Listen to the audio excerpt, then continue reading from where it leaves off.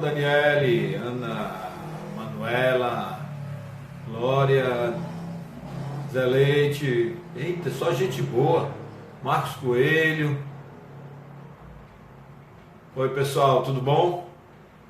Estamos aqui começando uns 2 minutos mais cedo, esperando as pessoas entrarem. Valéria, tudo bom, né, Daniele? Prazer, sua presença aqui.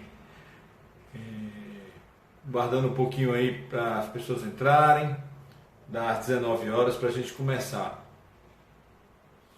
Sara Almeida, Raquel,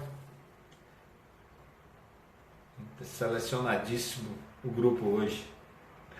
Hoje a gente vai dar continuidade às nossas lives de quinta-feira, toda quinta-feira às 19 horas, falando de desafios na gestão. E hoje a gente tem um convidado, na verdade uma convidada especial.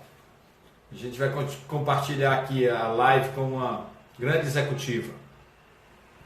Já já ela vai entrar e a gente vai apresentar e começar nosso bate-papo de hoje. Muita coisa boa. Milton Nogueira, meu amigo, tudo bem? Prazer em ver, lhe ver aqui pelo menos na foto. Grande jornalista. Pois é, então nós vamos fazer essa conversa com essa executiva e vamos fazer essa mesclagem, dia de uma quinta sim, outra não, eu trago alguém para compartilhar, eventualmente alguém da iniciativa privada, como é o caso hoje. Se der certo, na próxima semana a gente traz alguém da iniciativa da área pública. Napoliana, seja bem-vinda. Abraço, querido Hamilton.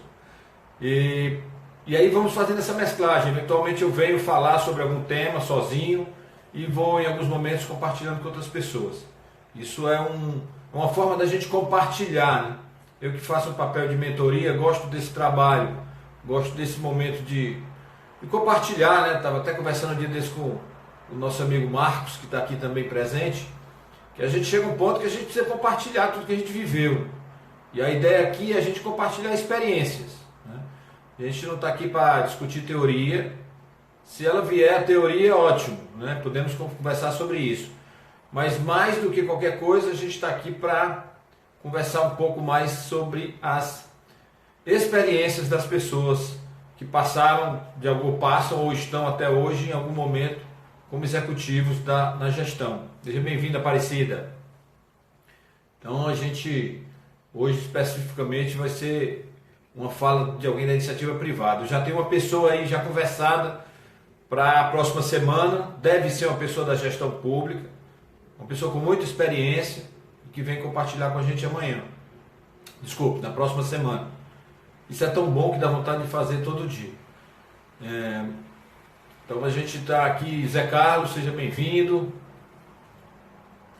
E para a gente conversar um pouco mais. Hoje nós vamos tratar do assunto pós-pandemia, né? O que é que vem por aí? A gente está vivendo isso, sabe o que está acontecendo, mas nós precisamos, mais do que nunca, nos adaptar, né? Fazer com que as coisas aconteçam, né?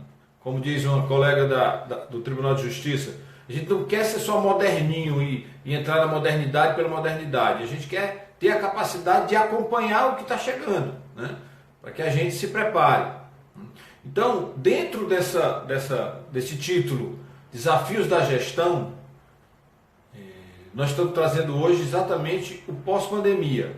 Quais são as novas novas formas da gente trabalhar agora nesse momento pós-pandemia. Muita coisa aconteceu. O André já estava aqui aguardando e já fazendo um pouco da nossa propaganda. Patrícia entrou.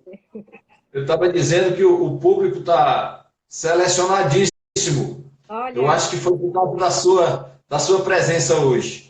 Prazer estar com todos. André, vamos logo ao assunto, porque na realidade a gente tem pouco tempo, né? A gente tem aí uns 50 minutos para a gente conversar. E, pessoal, eu já queria de antemão apresentar a minha amiga, né, uma pessoa super do bem, uma executiva desde 2006, diretora da Diretoria de Desenvolvimento Organizacional do M. Dias Branco. Ela é mestre em administração, ela tem uma formação complementar na HSM, na Fundação Dom Cabral, na Manakey. Tem uma formação como conselheira no Instituto Brasileiro de Governança Corporativa, ela tem uma formação também em coaching, enfim, ela tem mais do que tudo isso, ela tem muita experiência. Desenvolvemos um trabalho juntos lá atrás, não vamos dizer o ano não, né? Mas foi um trabalho super bacana e ela demonstrou que é realmente uma grande profissional. André, vamos ao assunto, né? Ok, beleza. Estou com vocês, Luiz. Boa noite aí a todos. Prazer estar com você. Tá bom. Olha só, já tem gente dizendo aqui que você é sensacional, hein? Olha só. André, assim, Covid chegou. Covid tirou a gente dos nossos lugares de trabalho, colocou a gente em casa. As organizações tiveram que passar por uma transformação. Nós tivemos que passar por uma transformação. O que é que você, com a sua vasta experiência como executiva, pode trazer para a gente do que é que você percebe que vai mudar, do que está mudando, ou que já mudou, agora pós-pandemia, nessa área da gestão? O que é que você pode trazer para a gente nesse sentido? Ok. Bom, pessoal, muito bom. Eu disse ao Luiz que eu sou meio ET, né? Porque ele perguntou meu Facebook, eu disse que eu não tinha, ele perguntou meu Instagram, eu disse que também não tinha. E aí eu sou um pouquinho reservada, mas para mim é um prazer muito grande estar aqui com o Luiz, porque eu sei que as pessoas que o seguem são pessoas que valorizam gestão, que valorizam gente, e é isso que eu gosto também, né? De juntar gente, estratégia, gestão. Acho que tudo isso tem muito a ver aí com o que a gente pode contribuir, não é? O que é que eu vejo, Luiz? O que é que muda? Nossa vida mudou, né? A pandemia mudou a nossa maneira de ver a vida, mudou a nossa maneira de priorizar as coisas na vida. Então, as pessoas passaram a se relacionar de uma forma diferente, passaram a distinguir melhor o que é bom, o que não é, e passaram também a perceber mais enquanto a gente está conectado, né? Que não adianta um estar super bem e o outro está super mal, porque no final vai estar todo mundo no mesmo barco. Então, na minha percepção, se a vida mudou, se as pessoas mudaram, se a nossa forma de ver o mundo mudou, a gestão tem que mudar também, né? A gestão, ela não pode ficar descolada disso. A nossa maneira de ver a vida é outra, né? O mundo que estava lá atrás, ele passou, né? Ele foi um momento que passou, um ciclo que fechou e outras oportunidades surgem. Então, a gestão, e acredito que a maior parte de nós aqui nesse momento tem um papel de liderança, a gestão ela precisa se adequar a isso, ela precisa se atualizar a isso. Então, não adianta a gente dizer que tudo mudou na vida pessoal, mas na dimensão profissional tudo continua igual. Não continua. Não continuar. As ferramentas de gestão precisam mudar, o estilo do gestor precisa mudar, muitas vezes as metas precisam mudar. Por quê? Porque o nosso próprio cliente mudou também, a sociedade mudou. Então, não tem como desconectar a gestão de tudo isso que a gente está vivendo, né, Luiz? É a minha percepção. Tá. Aproveitando essa fala da liderança, né? Antigamente a gente conversava e dizia assim, não, a gente não deve se envolver com os problemas pessoais dos nossos colaboradores. Ele tem lá na casa dele, ele resolve o problema pessoal, ele volta para cá, ele volta sem problema pessoal. Eu tenho que tratar dos problemas profissionais. Só que agora as pessoas estão em casa, algumas delas estão em casa, né? E, bem ou mal, eu preciso conhecer um pouco do que acontece com as pessoas, até porque aquela relação pessoal que ele tem em casa, né, no dia a dia, vai refletir diretamente no profissional.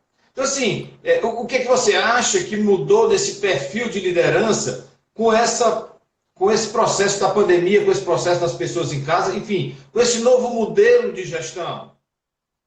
Mudou tudo, né? Hoje é comum a gente passar o dia todo em reunião. Muitas vezes nós que somos líderes estamos mais, né, nesse trabalho de home office e a gente aprendeu a conhecer o cachorrinho de cada pessoa, né? Porque o cachorrinho vai lá e entra na reunião e você começa a saber quem é ele. E um filhinho vai lá e passa atrás e diz: mãe, vamos almoçar.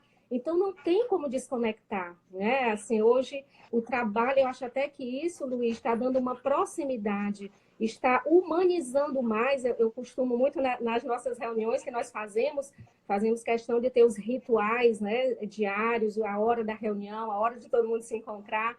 E eu costumo sempre dizer, gente, a gente tem que se ver, não interessa qual lugar que você está, se você está numa sala bonita, uma sala feia, se você está com o cabelo arrumado ou não. O importante é a gente se ver. Né? Então, acho que traz essa humanização, sim. Claro que traz um desafio maior, porque as famílias estão sem os seus apoios, né, para o dia a dia. Então, ficou mais interessante até. Você vê um executivo dizendo: olha, dá licença, porque a minha filha acabou de chegar aqui, eu tenho que fazer alguma coisa por ela. Então, só um instantinho. Por quê? Porque está todo mundo vendo que, na verdade, a gente às vezes até trabalha mais em casa. Né? Você até mistura um pouco mais os horários, a gente tem esse desafio, né? Também de como separar o momento do trabalho e o momento de casa. Mas eu vejo de uma maneira positiva isso que a gente está vivendo. Agora a gente conhece, né? Como é que é a família de cada um. A gente tem que se importar com as pessoas, sim, porque as pessoas estão impactadas, né? Às vezes o nosso próprio colaborador, ele não adoeceu, mas ele com certeza tem alguém da família que adoeceu, ele perdeu alguém, ele está com medo. Então, é algo que não tem como a gente, como gestor, colocar, né, um distanciamento e dizer: não, eu aqui só vou falar de trabalho. A gente precisa perguntar como que as pessoas estão, a gente precisa acompanhar, né, também a vida delas diante do momento de muita tensão que todos estão vivendo. Então, o medo, né, ele acaba afetando muito as pessoas e a gente tem que dar espaço para esse medo ser revelado, ser dito e a gente poder passar para outra etapa, né? Que é a etapa de engajar, de dar um propósito. Mas eu não vejo como líder, nesse momento, possa se distanciar e não querer saber. Nós temos, na minha vivência, nós temos um gestor que a filhinha nasceu e ele teve que deixar a filhinha na casa da família na Bahia. E essa semana ele precisou viajar com o carro dele para ir ver a filhinha depois de tanto tempo já distante. Como que você não vai analisar isso? Você vai analisar e vai compreender que naquele momento a conexão dele pode estar ruim, né? Mas que ele está ali com a filhinha, curtindo a filha, mas que ele também está engajado no nosso propósito. Então, não tem como gestor, na minha visão, ficar distante disso. Não é a gente assumir um papel, né, de terapeuta nem de psicólogo na vida das pessoas, mas a gente tem que ter uma relação humanizada no momento em que as carências são grandes e a insegurança é muito grande também. André, é interessante, porque quando você fala isso, parece uma contradição com o discurso de que trabalhar remoto vai afastar as pessoas, e você está trazendo uma palavra de aproximação, de humanização, né? Então é muito interessante, porque quebra um pouco essa história de que agora você vai trabalhar fora, agora você vai trabalhar e vai distanciar as pessoas. Você está trazendo uma ideia de que, pelo contrário, isso é uma grande possibilidade, né, de se humanizar o trabalho. Sim, eu vejo dessa forma. Claro que na medida que a situação sanitária for melhorando, né, na medida que a gente puder se encontrar um pouco mais, a gente vai talvez aprender a fazer um híbrido disso. Qual é o momento para a gente se encontrar presencialmente e quando que a gente pode se encontrar remotamente. A gente tem vivido muito isso na realidade da gente, em que a gente não deixou de realizar os encontros, por exemplo, com todas as lideranças da empresa no país. Pelo contrário, nós estamos realizando mais encontros, porque a gente fazia trimestral e agora a gente acabou encontrando uma ferramenta que nos ajuda a nos encontrar com muito mais gente. Então, a gente resolveu se encontrar mensalmente. Então, a gente acabou dando até uma proximidade maior. Eu acho que passa muito, Luiz, pela questão assim de a gente ver o que está posto. O que está posto é que a gente não pode estar juntos. Então, sendo assim, vamos encontrar formas, né, de estarmos nos aproximando mesmo nesse distanciamento físico. Eu acho que esse é um grande aprendizado e esse aprendizado passa pelo papel da liderança também. né? Da liderança ter essa capacidade adaptativa. Porque se a gente mergulhar como líder na reclamação, ai, como as coisas estão difíceis, ai, como as coisas mudaram, ai, como não dá para a gente se ver, ai, que saudade, ai, que eu estou muito preocupada. Se a gente mergulhar nisso, aí realmente o clima como um todo vai por água abaixo, e produtividade e tudo. Então, eu acho que tem o espaço, que a gente tem que abrir a tampinha da panela de pressão, né, e deixar todo mundo falar, botar um pouquinho para fora, mas em seguida vamos para frente, né? O que dá para a gente fazer com essa mudança toda? Porque a mudança está posta, a gente não tem controle sobre ela, né? Ela já chegou. Muito bom. A gente tem uma impressão de que quando as pessoas estão perto, a gente consegue engajar mais as pessoas, né? Tá aqui perto de mim, eu chamo as pessoas e tal. Como é que você vê o processo de engajamento dos times com esse distanciamento, seja temporário, seja presencial, seja semipresencial, o modelo que for? Como é que você acha que a gente consegue fazer esse engajamento? Na minha opinião, o engajamento, ele vem muito por você ter contexto, por você saber qual é o propósito daquela missão em que você está. Então, se o líder ele assume esse protagonismo de dar contexto para a equipe, de dizer o que está acontecendo, de estimular para que a equipe pense coisas diferentes, se adapte diante dessa nova realidade, as pessoas vão se engajar, né? Por quê? Porque muitas vezes nós até conseguimos abrir fóruns novos que a gente nem tinha antes para as pessoas participarem, né? Então, esse engajamento, a gente não pode pegar uma muleta e dizer, eu não posso engajar porque está todo mundo distante. Pode engajar sim, né? Você pode fazer uma reunião virtual, você pode convidar alguém para participar de uma apresentação para um nível hierárquico maior, você pode estimular as pessoas a participarem de grupos de trabalho onde elas nunca participarem, elas poderem apresentar seus resultados. Então, você, como líder, na minha visão, nós temos que criar essa dinâmica nova, né? De não ficar assim, eu vou esperar a pandemia passar, que aí depois tudo vai funcionar. Não, a gente tem que funcionar agora, né? No meio da pandemia, depois da pandemia. Então, a gente precisa se adaptar a essa nova realidade, não ficar no mimimi, né? na lamentação e conseguir passar para os colaboradores da gente esse engajamento. Muitas vezes, Luiz, o que eu percebo é que as pessoas demoram um pouquinho para compreender que aquela forma como elas trabalhavam antes não funciona mais agora. Por quê? Porque o nível de incerteza é muito maior. Então, se antes, vou dar um exemplo numa área, né, que está lá no meu escopo, que é a área de RH. No momento anterior a tudo isso, o gestor, ele fazia um planejamento de quantas pessoas ele ia precisar, e ele dizia isso para a gente com 60 dias de antecedência, para poder a gente começar um processo seletivo, tudo funcionava em engrenagem, né, já toda montadinha. Veio a pandemia e tudo isso mudou. Você tem que selecionar de uma forma diferente, você não pode fazer entrevista presencial, você tem que encontrar parceiros para fazer, e principalmente o gestor não sabe, com essa antecedência toda, o que é que ele vai precisar. Então, na hora que ele precisar, porque é o mercado que vai dizer, você já tem que estar já estruturado com plano B, plano C, para na hora que a necessidade chegar, você já se antecipar para entregar a solução. Então, isso tudo leva a gente a ser menos reativo e mais proativo. Por quê? Porque se você esperar a certeza para você agir ou para você se preparar, essa certeza não existe, porque todos os setores foram abruptamente impactados pela pandemia. A sociedade foi impactada, né? Então, não tem como ninguém ter certezas e fazer os processos andarem do jeitinho que eles sempre foram. Então, a gente tem que como gestor, ajudar as pessoas a dar essa despertada. Não dá mais para ser o processo como era, né? A gente tem que se reinventar e procurar soluções mais rápidas, mais efetivas, dentro de um novo cenário, né? Acho que é esse o nosso papel. Muito bom, muito bem.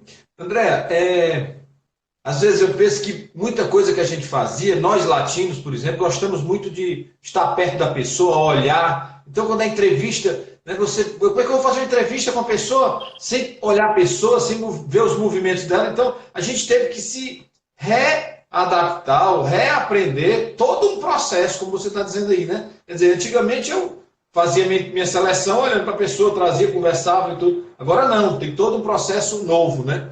E uma coisa que eu vejo muito presente, acredito que na iniciativa privada também, às vezes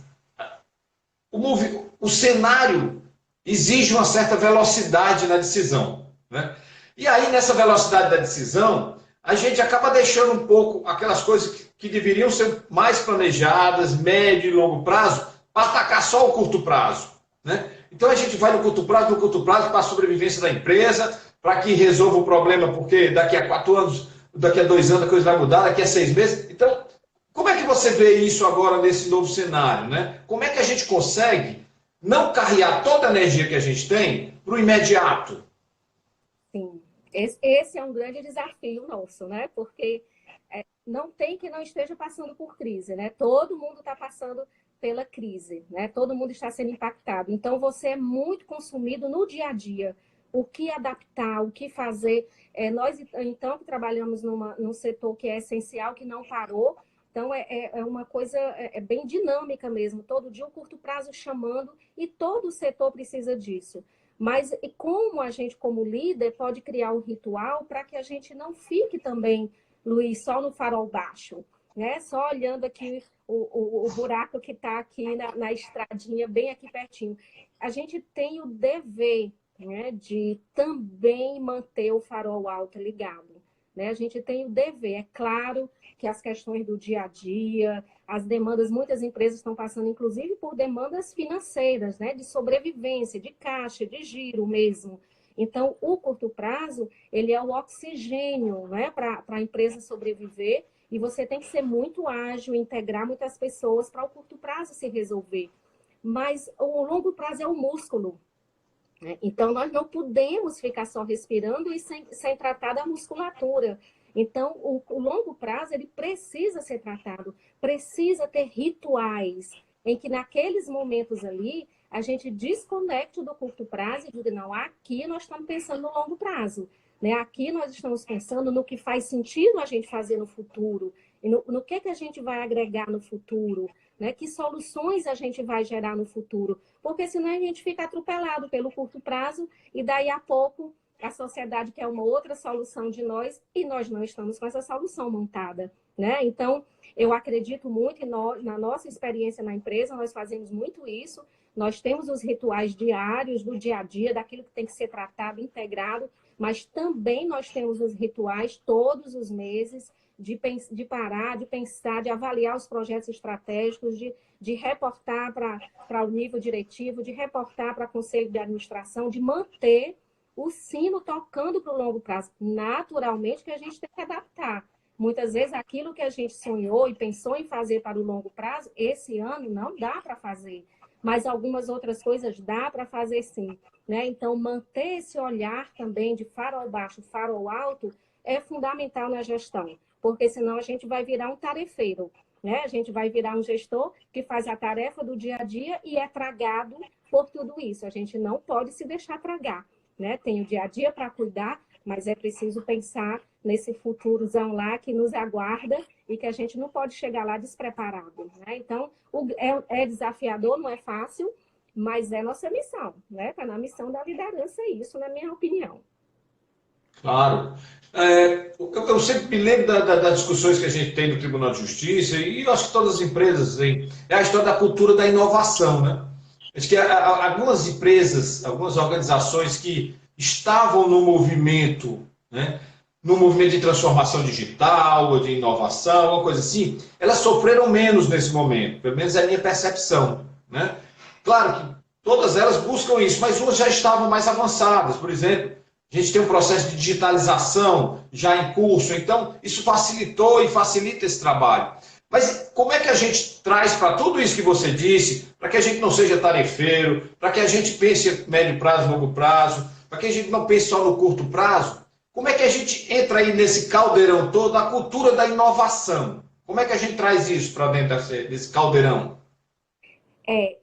Na minha opinião, a cultura da inovação, ela é alimentada principalmente quando a liderança ela remove o medo de errar, né? Ela permite que as pessoas possam experimentar em temas que são relevantes. Não é sair experimentando em tudo que tem vontade, naquilo que é relevante para o negócio, vamos experimentar, vamos pensar coisas novas. Às vezes, Luiz, uma ferramenta simples, né, que um gestor traz para uma equipe sua experimentar, exercitar, isso tudo vai exercitando a musculatura das pessoas e vai removendo esse medo, porque talvez a inovação no nosso país, né, ela seja tão lenta, porque a gente também não estimula muito isso, né? Desde o momento da educação, a gente é muito estimulado lá a decorar, a entrar na caixa. E a inovação pede para a gente sair da caixa, né? Então, não é fácil, é muito fácil falar de inovação, mas não é fácil praticar inovação, e o papel da liderança é fundamental, até por saber que a inovação é um processo, não é porque a inovação que é um caos.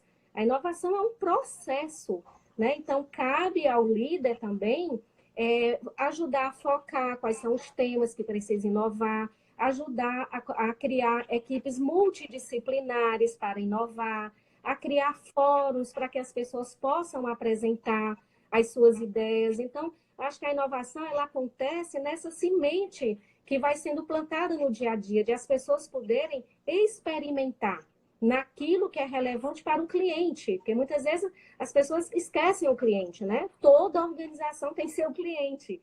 Então, se o gestor direciona a energia da sua equipe para inovar a favor do cliente, para criar soluções para o cliente, essa simples pergunta, essa simples reflexão já vai mexer com o potencial das pessoas, né? E às vezes um pequeno caso de sucesso energiza as pessoas para tentar mais e mais. Então, eu não acredito que a inovação por si só, ela só deva ocorrer com coisas grandiosas, gigantescas. Pode até vir aquela sacada assim que muda tudo, mas inovação não é só isso, né? Inovação é você ir pensando o dia a dia, a melhoria de cada processo, de cada prática, da forma de liderar, da forma de entregar o produto ao cliente. Às vezes uma coisa pequena, que nem exigiu tanto investimento, dá para o cliente aquela solução simples que ele queria, né? Quantas vezes a gente vê isso quando a gente acessa um aplicativo, por exemplo, de banco, o aplicativo faz uma coisa que é super útil para você, né? E o outro faz de um jeito que super complica a sua vida, né? Então, assim, acho que essa inovação direcionada para as necessidades do cliente, para os problemas que o cliente tem, isso aí além de tudo, um processo altamente prazeroso, né? Para as pessoas, que faz as pessoas expandirem o seu potencial e cabe a nós, claro, que sempre tem uma rotina, tem um pancadão que tem que acontecer, né? Tem aquele processo básico que tem que rodar, mas reservar um tempo para essa inovação e se consolidando é fundamental, até porque o mundo lá fora está mudando bem rapidinho, né, Luiz? Já mudou, né? É, Eu estava ouvindo você falar e estava pensando, você traz umas mensagens muito interessantes. Você trouxe agora uma mensagem de simplicidade na sua fala, né? Quer dizer, tem coisas simples que a gente pode fazer, né? E às vezes a gente vai buscar uma coisa muito mais complexa, né? E esquece da simplicidade. E as coisas, eu acho que as soluções, alguns avanços foram conquistados na simplicidade, né? Não sei se você concorda comigo nesse ponto. sim, sim. E aí vem eu diria assim, a responsabilidade da liderança, né? Já que a gente está falando aqui, nosso foco aqui é gestão.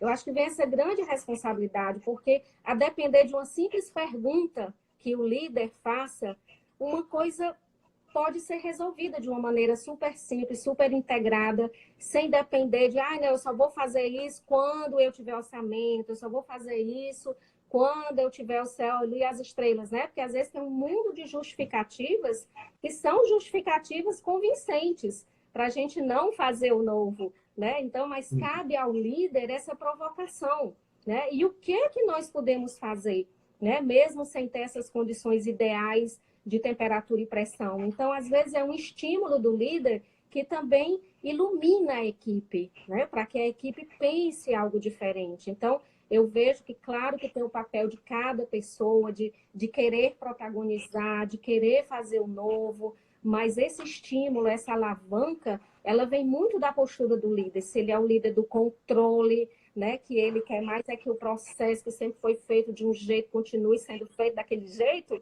é claro que não vai ter inovação.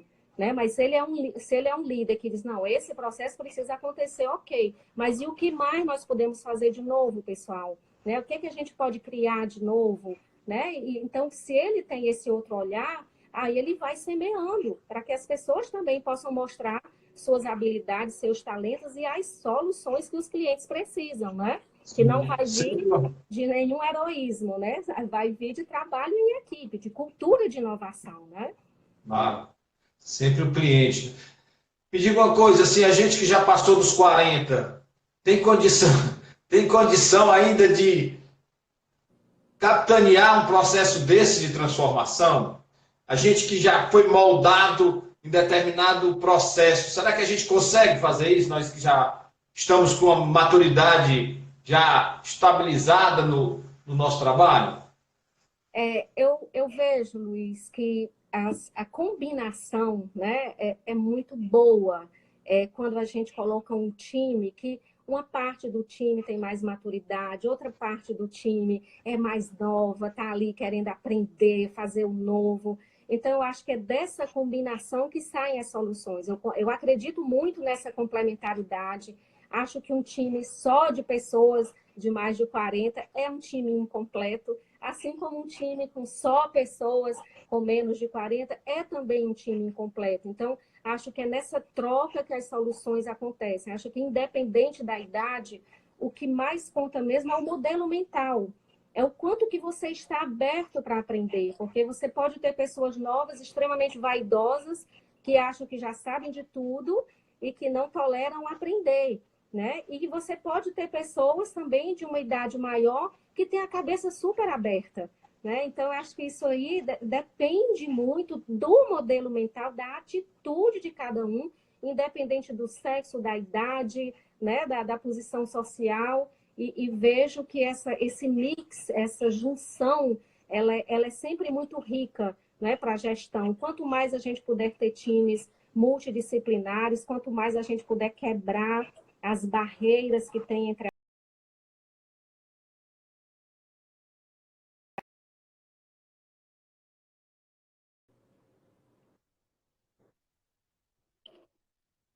A gente pode dizer que o perfil da liderança saiu da razão e foi se voltando para a emoção. O líder precisa ter uma característica ainda maior de emoção do que só de razão. A gente pode dizer isso ou não cabe?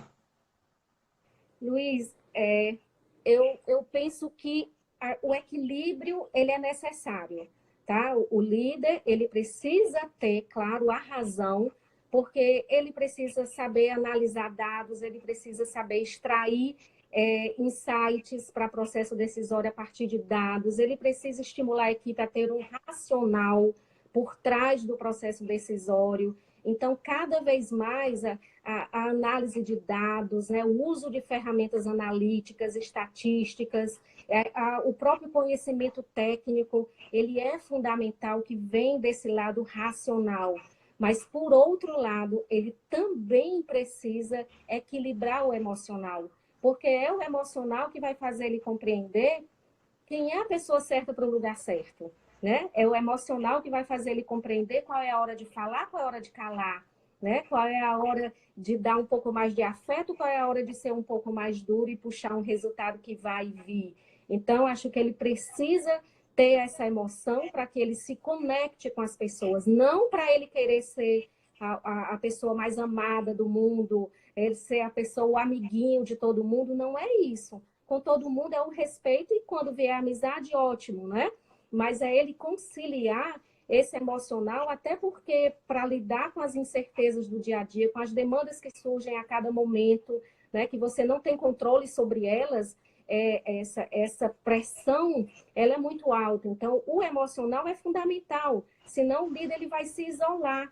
Né? Na hora que ele se isola, achando que o racional é que vai resolver, nesse momento, ele rompe todas as alianças, ele rompe as pontes que precisam ter para gerar resultado para a empresa, né? Então, o isolamento do líder dentro de uma caixinha racional, ele é muito perigoso. Igualmente, o líder que é só emocional. Eu sou só, meu Deus, que coisa boa, gosto de todo mundo me ama, não digo não para ninguém. Isso não é liderança, né? Isso não é liderança.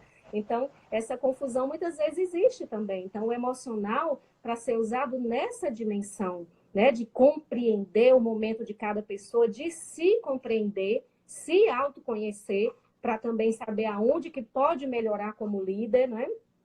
Para conseguir dar feedback, para conseguir ter essa proximidade com a equipe. Então, na minha opinião, são as duas dimensões mesmo. Não tem como a gente negligenciar uma e achar que com a outra a gente se resolve. Eu acho que não se resolve, e muito antes pelo contrário. Muitas vezes a gente precisa também ter a dimensão espiritual, né, bem ativada, para que a gente consiga ter esse senso de propósito, né? Então, também esse outro lado aí. Equilíbrio sempre, né? É equilíbrio Andréia, eu tenho trabalhado e conversado um pouco sobre isso, que a gente precisa dar a condição que os colaboradores possam trabalhar em casa, se não com o mesmo conforto, mas pelo menos com as condições tecnológicas, né, de saúde mental que ele tinha quando trabalhava presencialmente, vamos dizer assim. Né? Na iniciativa privada, talvez isso seja mais fácil, porque você define um valor, ajuda, colabora, contribui ali com o colaborador e tal. No governo, na iniciativa pública, é mais complicado, né? Porque a gente tem todas as regras que você sabe, porque você já passou por lá. Então, assim, o que é que você pensa disso? O que é que a gente pode, o que é que as empresas realmente podem fazer para que o trabalho do colaborador seja tão bom ou mais, que é o que tem se mostrado, né, em matéria de entrega de resultado, remoto? Luiz, eu vejo que tudo isso a gente precisa esperar um pouquinho para aprender.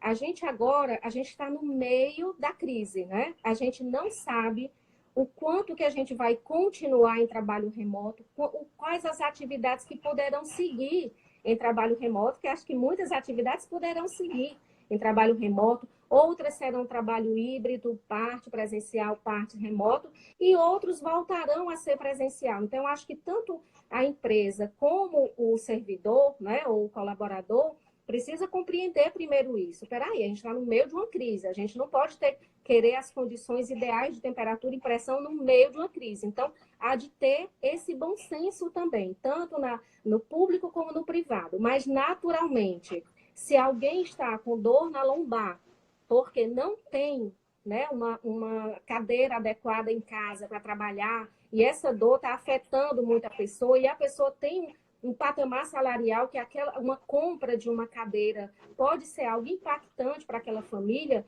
na minha opinião, claro que nesse caso a empresa precisa entrar, sabe? Assim, mas não é porque agora algumas pessoas, todo mundo quer todas as condições ideais.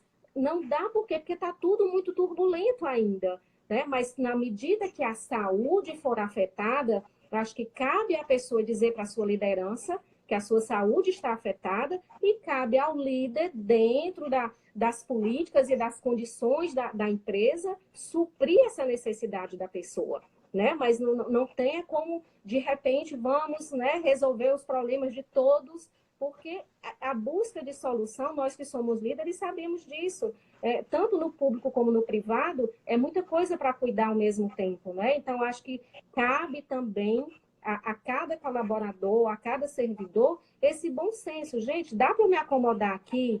Está funcionando? Então, eu vou ser também, eu vou ter uma postura adaptativa também. Agora, quando eu vejo que essa adaptação não está favorecendo a minha saúde, eu tenho que falar, né? E a empresa tem que chegar junto. Então, é esse equilíbrio que eu vejo, até que tudo isso clareie um pouco melhor, né? E as empresas possam até se redimensionar nos espaços de trabalho presencial, porque é um redimensionamento, né? As empresas vão ter que se repensar, porque hoje não dá para todo mundo que está home office voltar. Não tem lugar para todo mundo para obedecer um distanciamento, né? Nem que todo mundo quisesse voltar, não tem como voltar. né? Então, esse exercício do bom senso, esse engajamento com um propósito maior de que está todo mundo tentando se adaptar é fundamental, né? A gente não tem extremismos e pelo equilíbrio. Olha, determinado público precisa de um apoio, então vamos encontrar uma forma de apoiar. Um outro público aqui consegue se virar, dá para ir levando e ir calibrando isso, sabe? Acho que não tem uma virada de chave, né, na minha opinião. André, as pessoas estão retornando, algumas fisicamente ao trabalho, outras estão consolidando o trabalho remoto. Você, como uma gestora e líder e também muito voltada para a gestão de pessoas, você acha que era importante que fosse feito algum trabalho voltado para a saúde mental das pessoas? Ah, sim. Acredito sim. Acredito que é fundamental. Essa questão da saúde mental, a gente já vem trabalhando antes da pandemia, né? A gente já fez alguns experimentos assim bem bacanas, bem corajosos, realmente de mostrar para as pessoas que esse esgotamento mental, ele é uma realidade, ele pode chegar em qualquer um de nós. Então, que nós temos que cuidar da saúde mental também, assim como cuidamos da saúde física, né? E da espiritual. Então, a gente vem tratando isso, até no ano passado nós convidamos a Teca e o Jânio para irem lá conversar com a gente sobre isso. E agora, após a pandemia, nós estamos ainda mais fortes. Então, o que é que nós fizemos na capacidade adaptativa? Nós temos um time de psicólogos que atuavam muito mais na psicologia organizacional, né, fazendo seleções, treinamentos, etc. Claro que nesse momento essas atividades estão comprometidas. Então, o que a gente fez? A gente contratou uma pessoa para dar apoio a esses nossos psicólogos e esses psicólogos darem apoio aos nossos colaboradores que estão mais afetados pela pandemia, né? Então, foi uma coisa que foi praticamente gasto zero. A gente contratou uma mentoria para as nossas psicólogas, claro, aquelas todas que são habilitadas para isso, contratou uma mentoria e nós temos um time de psicólogos que já não estão fazendo as seleções nem os treinamentos presenciais que a gente fazia antes, para fazer esse apoio psicológico. E aí a gente tomou a iniciativa, foi a gente que ligou para a pessoa, né? Quem perdeu um ente querido, quem se afastou, quem se internou, quem está sentindo muito. E isso está fazendo super efeito e a gente não faz isso nem escondido, nem com pudor. A gente diz mesmo, a gente tem um serviço de apoio psicológico, que a gente acredita que isso é necessário, é saudável existir nesse momento, né? Então, a gente trata isso de uma maneira super transparente e encontramos uma forma de que pessoas que já conhecem o nosso dia a dia, que já conhecem os colaboradores, fazerem, como diz lá a nossa equipe que está, a nossa psicóloga e gerente também que está acompanhando e liderando isso, que é a Cici, ela diz muito isso, que só a escuta já faz total diferença, a pessoa saber que a empresa ligou para saber como é que ela está, né? Então, só em escutar já ajuda muito, claro, com todos os cuidados de até onde se pode ir, até que momento tem que se indicar uma terapia, né? Mas só esse trabalho de escuta, Luiz, já faz muita diferença para o servidor ou o colaborador se sentir cuidado, né? É compreendido como gente, né? Como pessoa que é afetada nesse momento. Então, nós procuramos muito, através dos números, encontrar qual é o público que mais precisa. Então, a gente é proativo no público que a gente sabe que precisa, que é quem perdeu um ente, quem passou muito tempo internado, né? Então, a gente vai em busca. E os demais, eles vêm, né, espontaneamente. Mas acho que esse nosso lado analítico, racional, serve também para a gente tratar o emocional, né? Então, o número está dizendo que esse grupo aqui precisa de mais apoio, então vamos entregar esse apoio. Então, acredito sim, acho que a gente tem que tratar isso de uma forma absolutamente transparente, é ser humano, tá todo mundo impactado por tudo isso, umas pessoas mais e outras menos, e é mais do que natural precisar de um apoio psicológico, sim. A gente procura tratar com muita normalidade e com proatividade também. Cuidado com as pessoas, né? Cuidado, exatamente. André, a gente está chegando aqui no final, eu sempre penso em 40 minutos para a gente conversar, que eu acho que é um tempo ideal para que as pessoas usufruam desse momento. Aqui é um bate-papo mesmo, é um momento de descontração, onde a gente compartilha essas informações. E eu queria deixar aí esses comentários finais para você para a gente encerrar a nossa conversa. É só agradecer mesmo, Luiz. Acho que esse momento é um momento que a liderança precisa se conversar mesmo, precisa trocar experiências. Acho que nenhum de nós tem a receita do bolo, né? Assim, é conversando, é interagindo, é aprendendo com os outros, que a gente vai evoluindo aí juntos. Então, parabenizo a você por essa iniciativa. Acho que a gente precisa desse tipo de momento, né? São nossos rituais também. A gente, como líder, a gente acaba sendo muito doador e a gente precisa desses momentos, né? Então, só agradeço aí estar com vocês, acabar compartilhando um pouquinho do seu grupo aí de amigos, de pessoas que admiram você, e eu sou mais uma delas, viu? Tá bom? Muito obrigada aí. André, eu que agradeço, eu acho que eu vi muita gente aqui, a Jamile, a Manuela, o Luiz Eduardo Júnior, meu filho, lá no Canadá, em Vancouver, acabou de entrar aqui agora. Teca, João Milton, Olha, muita Teca, gente que está compartilhando aqui com a gente. Jardenha, gente da iniciativa privada, gente da área pública. E é isso, né? É isso que a gente tem que fazer. Eu tenho muito isso.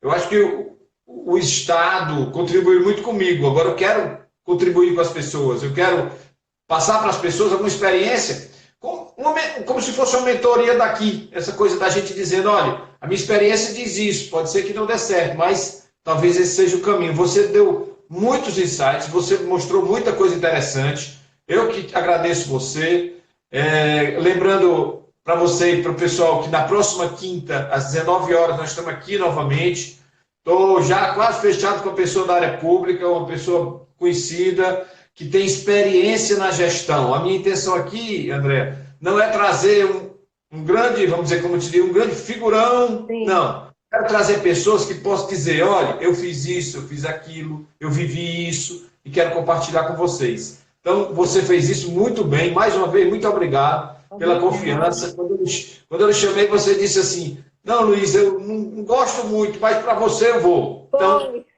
obrigado pela confiança. Obrigada também a todos. E vi aí que a minha nora, possivelmente meu filho também, acho que entraram aí. Fiquei feliz de ter vocês e fiquei feliz de conhecer aí a sua rede, viu? Tá bom, Luiz? Parece que se não fosse nossa família, ia ter pouca gente, né? Pessoal, obrigado demais. Valeu. Tá, próxima quinta-feira a gente está junto novamente. André, um abraço grande. Tchau, pessoal. Um abraço. Obrigado. Tchau, tchau.